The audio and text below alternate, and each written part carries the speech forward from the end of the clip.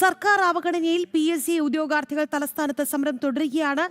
LP-ST rank ഹോൾഡേഴ്സിന്റെ സമരം 21 ദിവസം പിന്നിട്ടു. മണ്ണ് വാരി തിന്നിട്ടും കണ്ടില്ലെന്ന് നടിക്കുകയാണ് സർക്കാർ. സമരപ്പന്തലിൽ നിന്ന് MS വീണ ചേരുകയാണ്. വീണ, അവർ മണ്ണ് വാരി തിന്നടക്കം സമരം ചെയ്തു. എന്നിട്ടും VD സതീശന്റെ മൂക്കിൻ തുമ്പത്ത് നടക്കുന്ന സമരക്കാരെ അല്ലെങ്കിൽ അവരുടെ സമരത്തെ അവർ ബോധപൂർവം അവഗണിക്കുകയാണ്. എന്താണെന്ന് സമരക്കാരുടെ ഒരു സാഹചര്യം? 21 ദിവസം പിന്നിട്ടല്ലോ സമരം.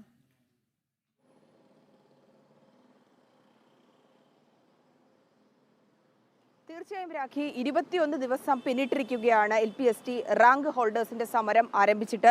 ഭരണസിരാ കേന്ദ്രത്തിന്റെ മുന്നിൽ അവർ ഇങ്ങനെ മഴയും വെയിലും ഒക്കെ അവഗണിച്ചുകൊണ്ടാണ് തങ്ങളുടെ അവകാശങ്ങൾക്ക് വേണ്ടി പോരാടിക്കൊണ്ടിരിക്കുന്നത്. വനിതകൾ ഉൾപ്പെടെ ഉള്ളവരുണ്ട്.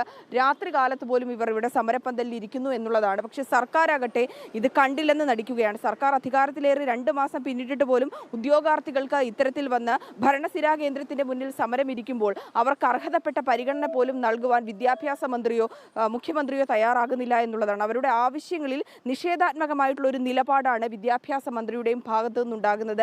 ഡൽഹി വിഷയങ്ങളിലടക്കം വലിയ താല്പര്യം കാണിക്കുന്ന സർക്കാർ എന്തുകൊണ്ട് കേരളത്തിലെ യുവജനതയ്ക്ക് വേണ്ടി എന്ത് ചെയ്തു എന്നുള്ള ചോദ്യത്തിനാണ് ഉത്തരം നൽകാൻ മടിക്കുന്നത് എന്നുള്ളതാണ്.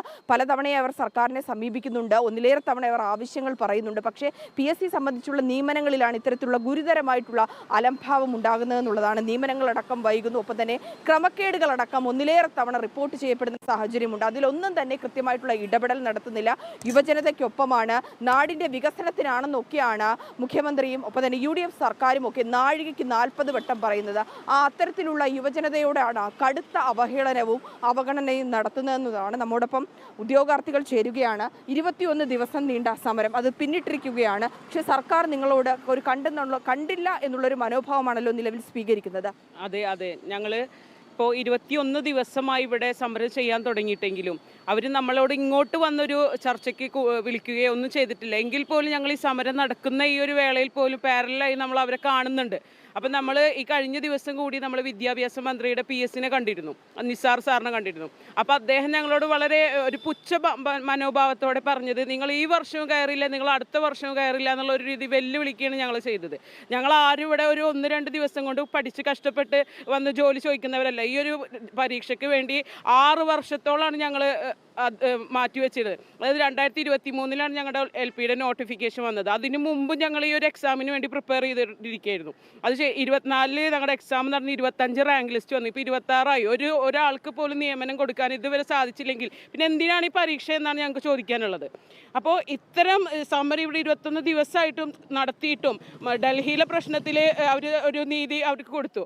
എന്നിട്ട് പോലും അതിന് സപ്പോർട്ട് ചെയ്ത ഈ ഒരു സർക്കാർ പോലും ഞങ്ങളുടെ വിഷയത്തിൽ ഞങ്ങളെ പരിഗണിക്കുന്നില്ല എന്നുള്ളത് എന്ത് ഒരു കാര്യമാണത്.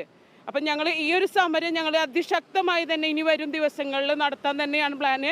ഇവിടെയുള്ള എല്ലാ ഉദ്യോഗാർത്ഥികളും ഇവിടെ തെരുവിലിറങ്ങും. ഈ സർക്കാർ ഞങ്ങളുടെ വേണ്ട നീതി തന്നേ മതിയാകും. അതിനു വേണ്ടിയുള്ള എല്ലാ പരിപാടികളും ഞങ്ങൾ പ്ലാൻ ചെയ്തിട്ടുണ്ട്. തീർച്ചയായും ശക്തമായ സമരവുമായി മുന്നോട്ട് പോകുമെന്നാണ് ഉദ്യോഗാർത്ഥികൾ പറയുന്നത്. ഡൽഹിയിലെ വിഷയത്തിനടക്കം താല്പര്യം നൽകുമ്പോൾ തങ്ങളുടെ അവകാശങ്ങൾക്ക് അത് കണ്ടില്ലെന്നൊരു മനോഭാവം നടിക്കുകയാണ്. അത് അംഗീകരിക്കാൻ കഴിയില്ല. ഇത്തരത്തിലുള്ള നിഷേധാത്മകമായിട്ടുള്ള അവഗണനകളിൽ ശക്തമായിട്ടുള്ളൊരു പ്രതിഷേധം തന്നെയാണ് അവരുടെ വാക്കുകളിൽ നിന്നും പ്രകടമാകുന്നത്. ഞായറാഴ്ച ദിവസം പോലും കുട്ടികളെയും കൊണ്ട് സ്ത്രീകളടക്കമുള്ളവർ ഇവിടെ പ്രതിഷേധത്തിന്, ഈ ഒരു സമരത്തിന് പങ്കെടുക്കുമെന്നുള്ളതാണ്. തങ്ങളുടെ ആവശ്യങ്ങൾ, തങ്ങളുടെ അവകാശങ്ങൾ, അത് നീണ്ട കാലഘട്ടത്തെ, അതായത് വർഷങ്ങളായിട്ടുള്ള കഷ്ടപ്പാടിൻ്റെ പ്രയത്നം കൂടിയാണ്. അത് ആ ഒരു അവഗണന കണ്ടില്ലെന്ന് നടിക്കുന്ന സർക്കാരിന്റെ ആ ഒരു നിലപാടിനെ അംഗീകരിക്കാൻ കഴിയില്ലെന്നാണ് അവർ പറയുന്നത്. വരും ദിവസങ്ങളിലും തങ്ങളുടെ അവകാശങ്ങൾക്ക് വേണ്ടിയിട്ട് ശക്തമായി തന്നെ അവർ ഇവിടെ ഉണ്ടാകും. ഈ സമരപ്പന്തലിൽ തന്നെ അവർ സമരം ചെയ്യുമെന്നാണ് വ്യക്തമാണ്. MS വീണയാണ് വാർത്തയുടെ വിശദാംശങ്ങൾ നൽകിയത്.